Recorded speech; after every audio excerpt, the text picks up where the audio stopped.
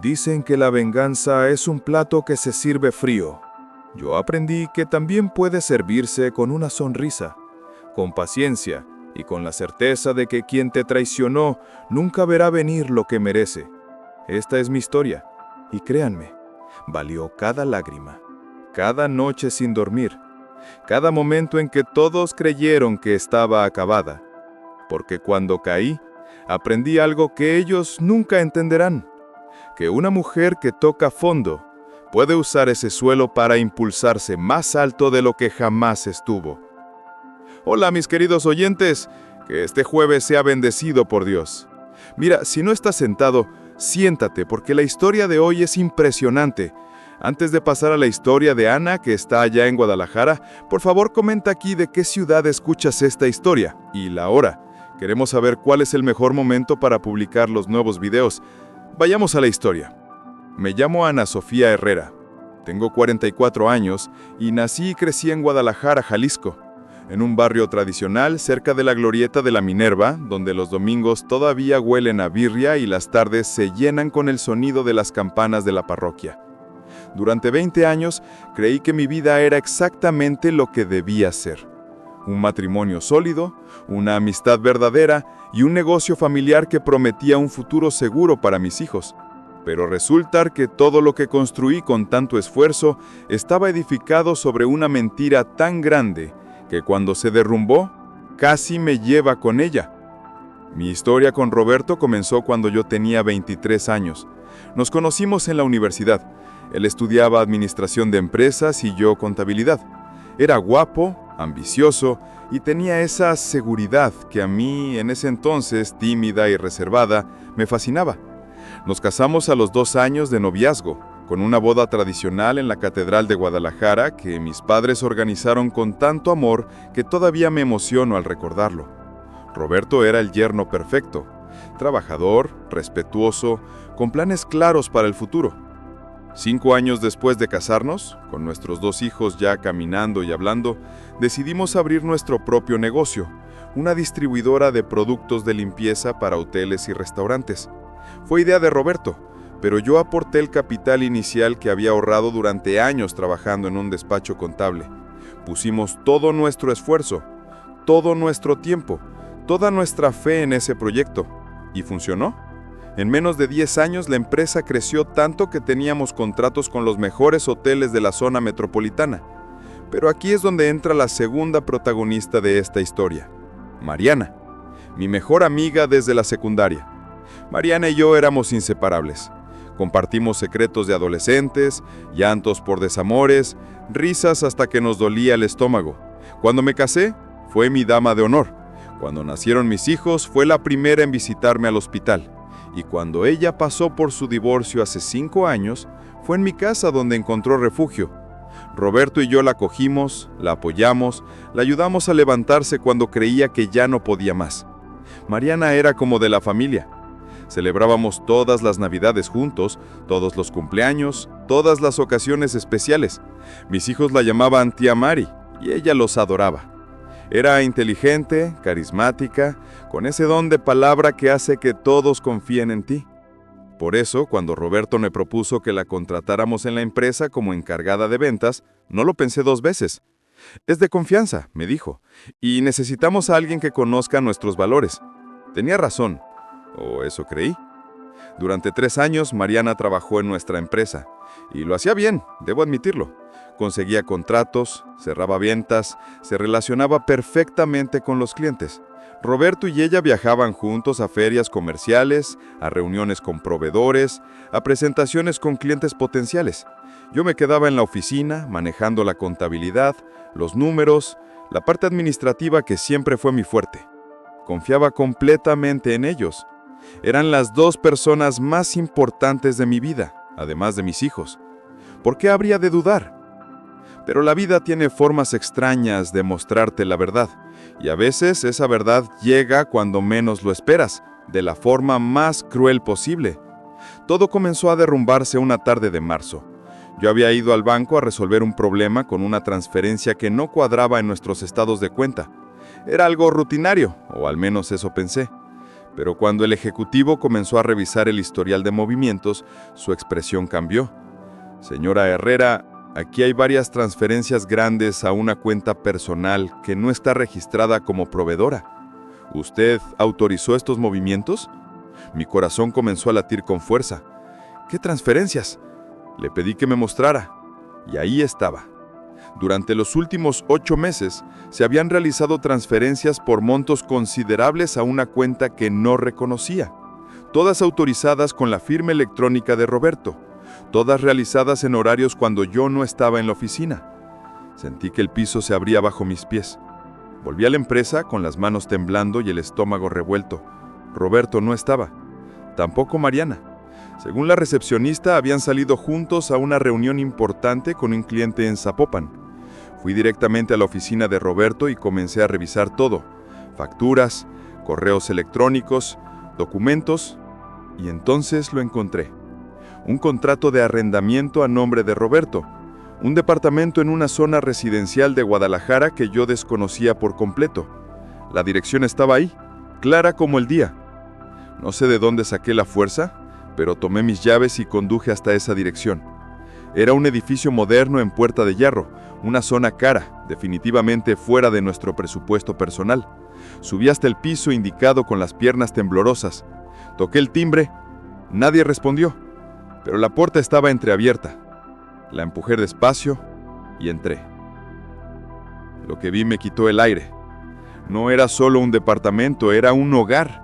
Había fotos de Roberto y Mariana juntos, abrazados, besándose, sonriendo a la cámara como una pareja enamorada.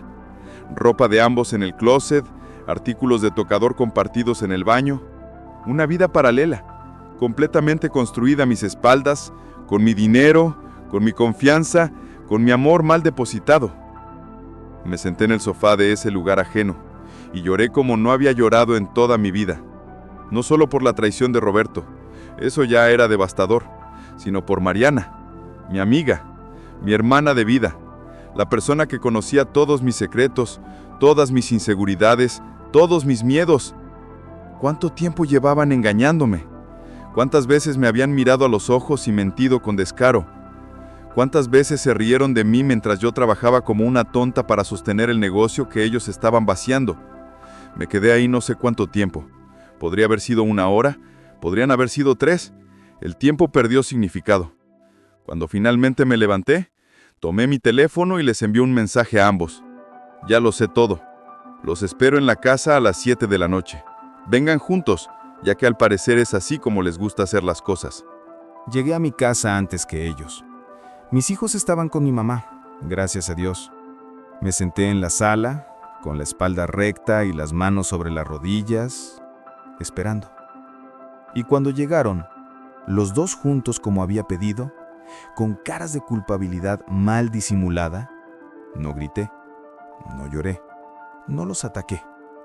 Solo los miré fijamente y dije, tienen 5 minutos para explicarme cómo llegamos hasta aquí. Roberto intentó justificarse, que nuestra relación se había enfriado, que yo estaba siempre ocupada con los números y la contabilidad, que Mariana lo entendía de formas que yo no. Cada palabra era como un cuchillo enterrándose más profundo en mi pecho.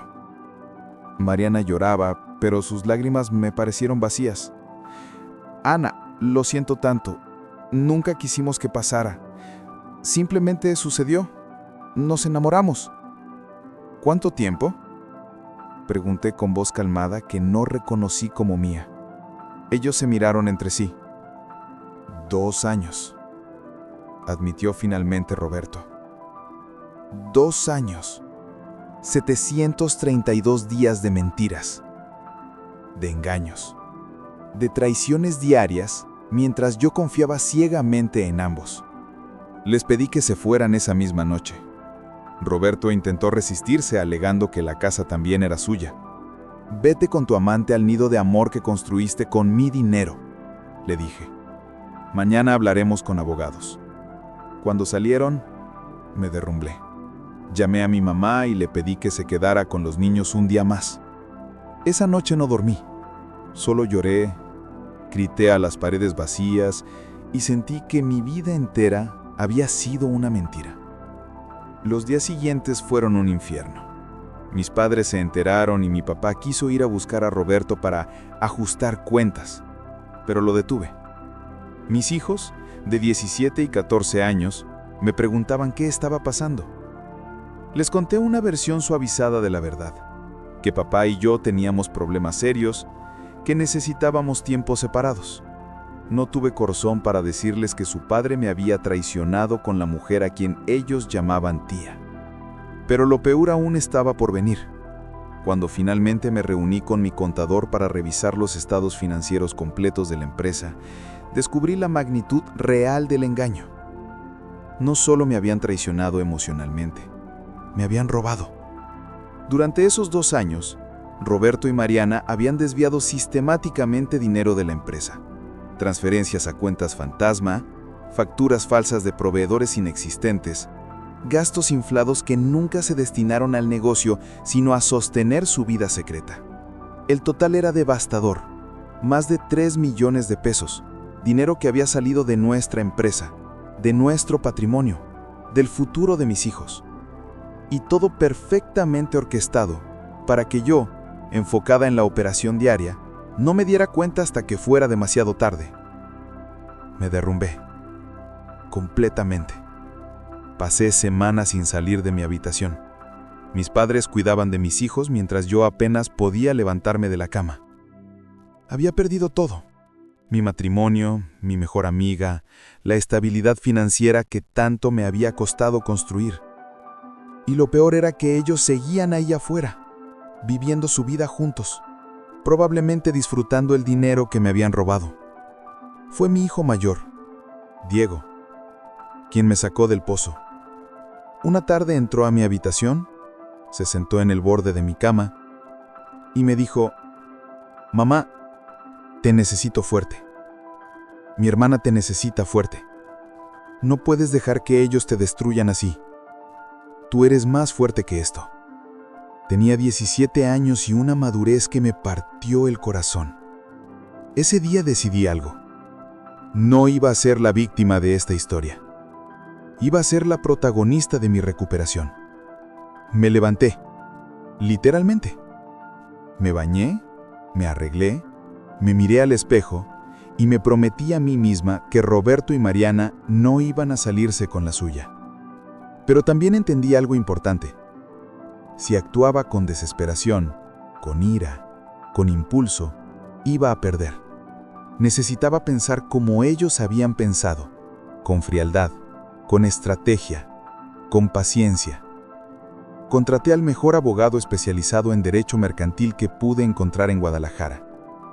Le mostré todas las pruebas que había reunido. Las transferencias, el departamento, las facturas falsas de proveedores inexistentes. Gastos inflados que nunca se destinaron al negocio, sino a sostener su vida secreta. «Señor Herrera», me dijo después de revisar todo, «usted tiene un caso sólido, pero necesitamos ser muy cuidadosos. Si ellos sospechan que usted está recopilando evidencia, pueden destruir documentos, transferir activos, desaparecer el dinero que queda». Así comenzó mi plan. Un plan que requería algo que yo nunca pensé que tendría. La capacidad de fingir, de actuar, de mentir tan bien como ellos me habían mentido a mí. Le pedí a Roberto que nos reuniéramos para hablar civilizadamente sobre el divorcio. Él aceptó, probablemente creyendo que yo iba a ceder, a aceptar cualquier migaja que me ofreciera. Nos vimos en un café neutral, sin abogados, solo nosotros dos. «Roberto», le dije con una calma ensayada, «estoy cansada de pelear. Solo quiero que esto termine de la forma más pacífica posible, por los niños, por todo lo que construimos juntos». Vi cómo su expresión se relajó. Creyó que me había rendido. «Me alegra que seas razonable, Ana Sofía», respondió con esa voz condescendiente que ahora me daba náuseas. Durante las siguientes semanas, jugué mi papel perfectamente. Asistí a reuniones con abogados donde aceptaba términos desfavorables. Firmé documentos preliminares que parecían darle a Roberto más de lo que merecía. Todo mientras mi verdadero abogado trabajaba en silencio, recopilando más evidencia, rastreando cada peso desviado, construyendo un caso que sería imposible de refutar. Mariana, por su parte, había desaparecido de mi vida por completo. Pero yo sabía dónde estaba, con quién estaba y qué estaba haciendo. Porque contraté a un investigador privado, no solo para confirmar lo que ya sabía, sino para descubrir qué más habían hecho. Y lo que descubrió me heló la sangre, y al mismo tiempo me dio la última pieza que necesitaba. Resultó que yo no era la primera. Mariana tenía un historial. 5 años antes, cuando dijo que se había divorciado, la verdad era diferente. Su esposo la había descubierto teniendo una aventura con su socio en el negocio que compartían. Y no solo eso, ella y ese hombre habían vaciado las cuentas de la empresa antes de huir. El esposo de Mariana nunca la denunció porque, según descubrió el investigador, ella lo amenazó con acusarlo de abuso si lo hacía. Una mentira, pero efectiva. Mariana era una estafadora profesional, una manipuladora experta. Y Roberto, ese hombre que creí conocer durante 20 años, era solo su último objetivo. O más bien, yo era el objetivo. Él era simplemente el medio para llegar a mí, a mi dinero, a mi negocio. Cuando compartí esta información con mi abogado, sonrió. Ahora sí, tenemos todo lo que necesitamos. Pero yo no quería solo justicia legal. Quería que ellos sintieran aunque fuera una fracción del dolor que me habían causado. Quería que supieran lo que se siente cuando pierdes todo en lo que confiabas. Así que diseñé la segunda parte de mi plan. Una parte que requería aún más paciencia, más actuación, más frialdad de la que creí tener. Seguí adelante con las negociaciones de divorcio falsas. Roberto estaba cada vez más confiado. Incluso comenzó a hablarme de mantener una relación cordial por los niños. La hipocresía me daba asco, pero sonreía y asentía. Mientras tanto, mi abogado preparaba la verdadera demanda. Divorcio por causales graves, demanda mercantil por fraude y desfalco, y denuncia penal por los delitos correspondientes. Pero antes de lanzar todo eso, necesitaba asegurarme de que no pudieran escapar con el dinero. Mi abogado solicitó al juez, con todas las pruebas reunidas, un embargo preventivo sobre las cuentas de Roberto, sobre el departamento que habían rentado y sobre cualquier activo que pudiera estar a nombre de Mariana. El juez, después de revisar la evidencia, concedió todo. Pero aquí viene la parte más satisfactoria. El embargo se ejecutaría el mismo día que se le notificara la demanda a Roberto. No tendría tiempo de reaccionar. Elegí el día cuidadosamente. Era el cumpleaños de Mariana. Supe por el investigador que Roberto había planeado una cena sorpresa en un restaurante exclusivo de Guadalajara. Habían invitado amigos, personas que también eran parte de mi círculo social y que ahora los veían como la pareja del momento. ¡Qué ironía! Esa misma tarde, mientras ellos se preparaban para celebrar, los oficiales judiciales tocaron a la puerta del departamento que compartían. Les entregaron las notificaciones: demanda de divorcio, demanda mercantil, denuncia penal, embargo de cuentas y activos. Todo al mismo tiempo, como una bomba perfectamente sincronizada.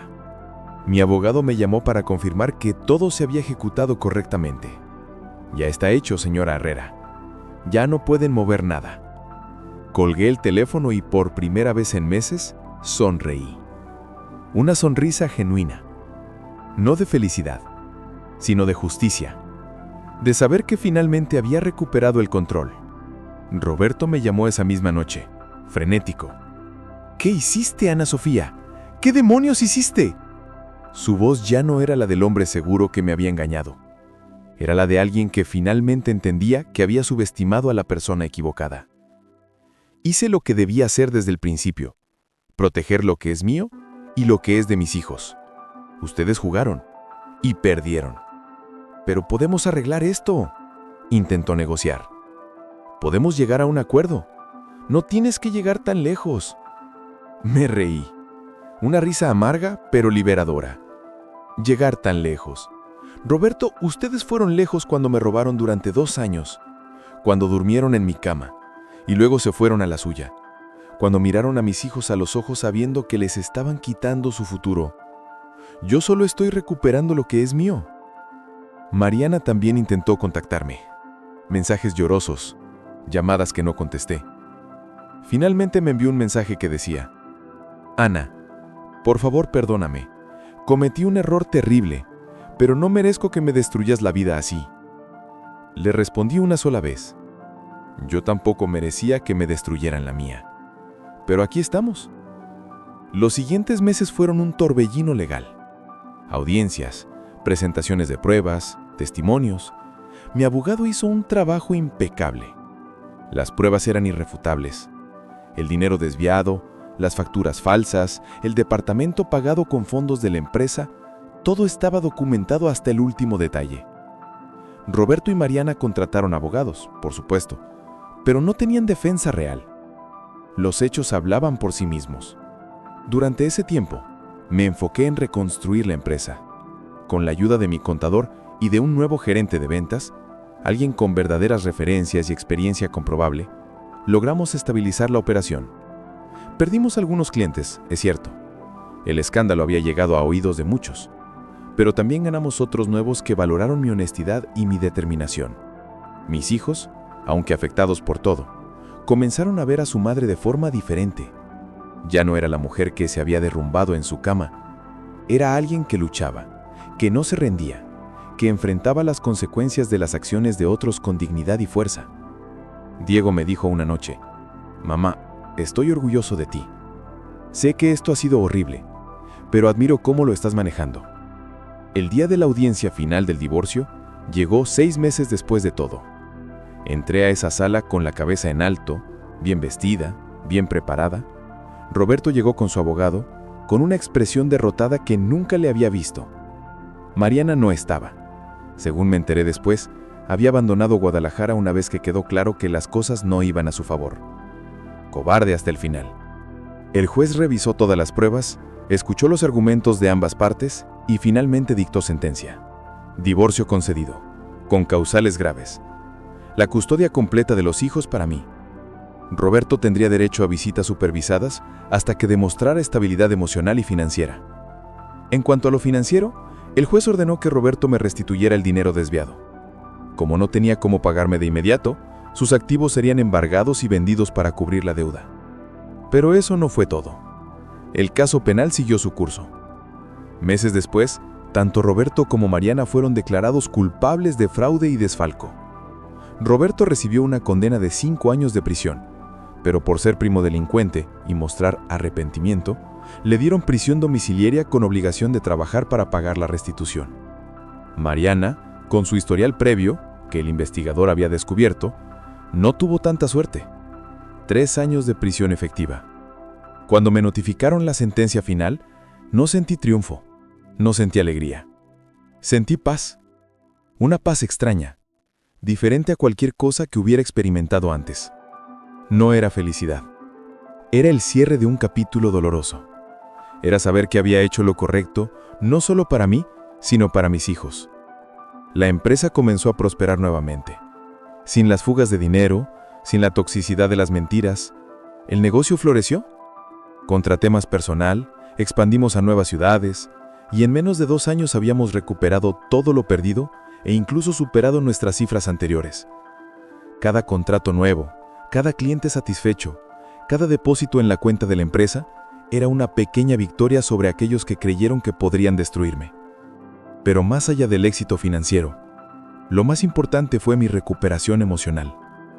Volví a terapia, algo que había abandonado en los primeros meses del caos porque sentía que no tenía tiempo. Mi terapeuta me ayudó a procesar no solo la traición, sino también mi propia transformación.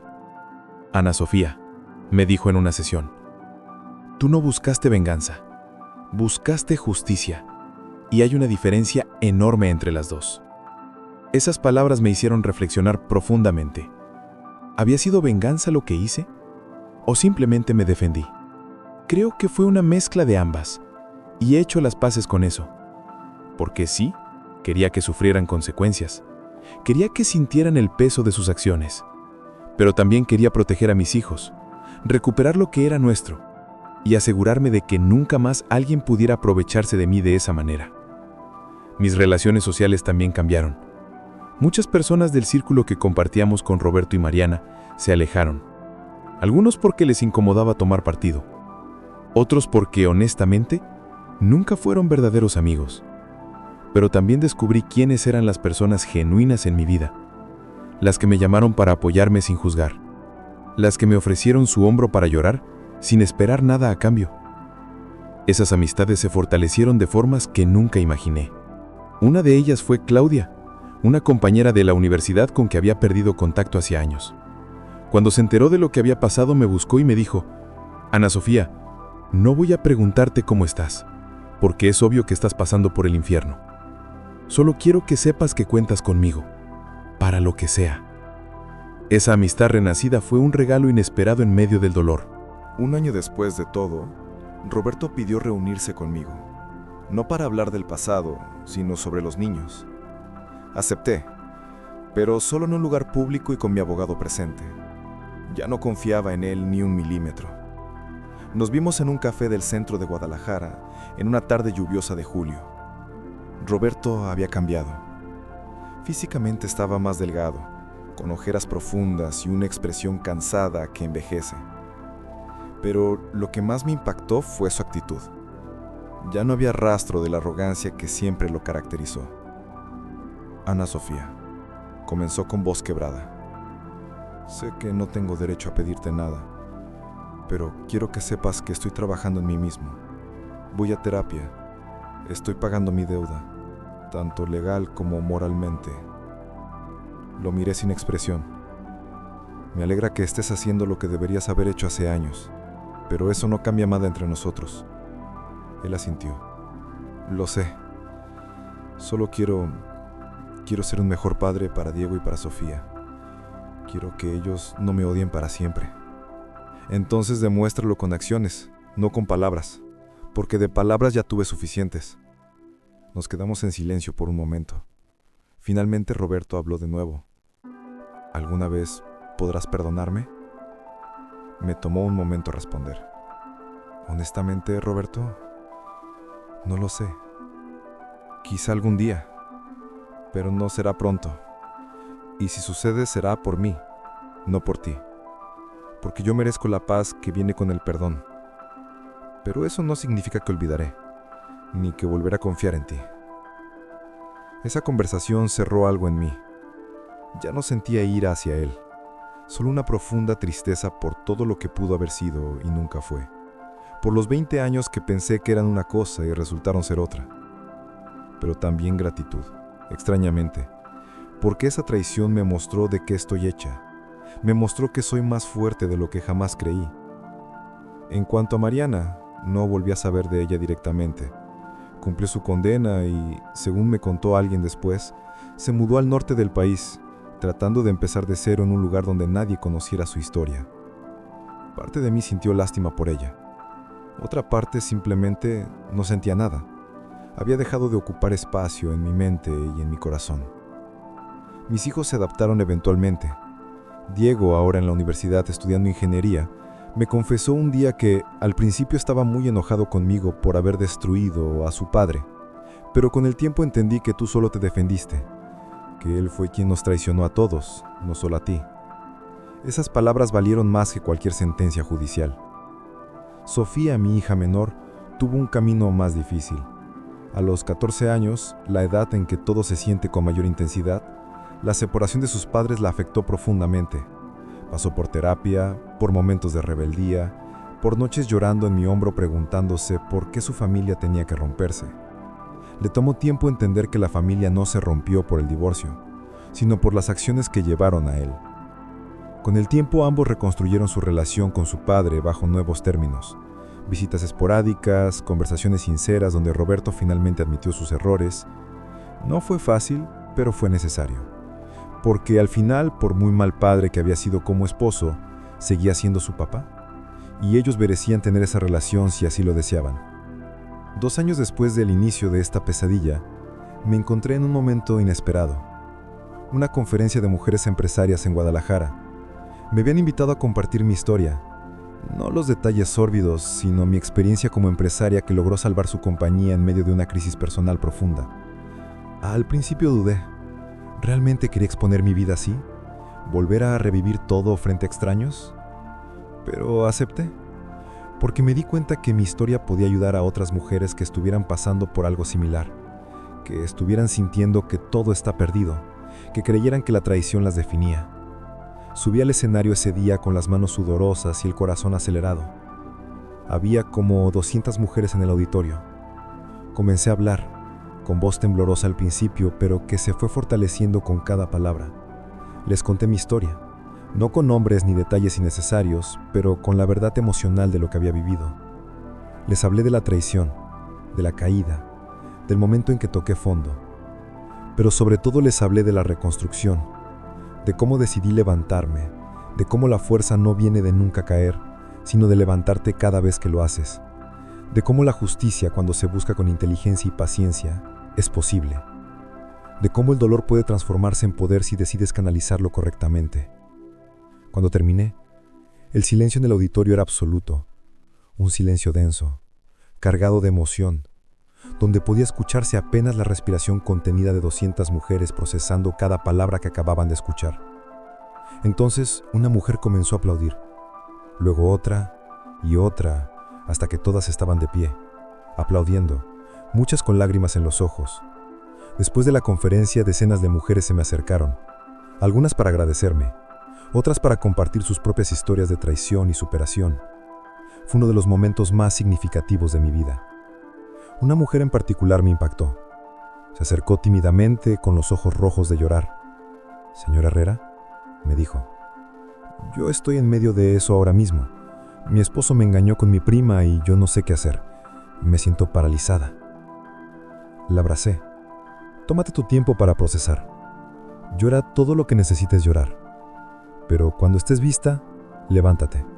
Y recuerda, tú no eres lo que te hicieron, eres lo que decides hacer después». Esa conferencia abrió puertas inesperadas. Comencé a recibir invitaciones para hablar en otros eventos.